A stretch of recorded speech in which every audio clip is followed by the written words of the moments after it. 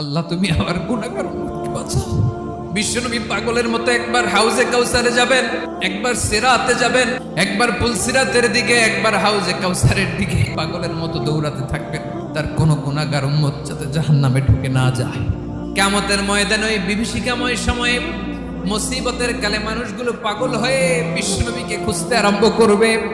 সবাই মিলে বিশ্বনবীর কাছে যেয়ে বলবে, ইয়া রাহমাতাল লিল আলামিন, দেখেন আমাদের কি অবস্থা, সূর্যের আলোতে ঘেমে হয়রান, আজকে কেউ সুপারিশ করতে পারবে না। সব নবীরা অপারগতা স্বীকার করেছে, তারা বলেছে আপনি ছাড়া কেউ নাকি আল্লাহর সামনে দাঁড়াতে পারবেন না, আপনি একটু সুপারিশ করেন। বিশ্বনবী বলবেন, আসো আসো, আজকের দিনে আমি ছাড়া আল্লাহর সামনে কেউ দাঁড়াতে পারবে না। বিশ্বনবী মাকামে মাহমুদে যে আল্লাহু আকবার বলে সিজদায় লুটিয়ে পড়বেন, বিশ্বনবী এমন ভাবে অজর দ্বারায় সিজদায় লুটিয়ে পড়ে কাঁদবেন, রব্বুল আলামিনের রহমতের দরিয়ায় জোশ লেগে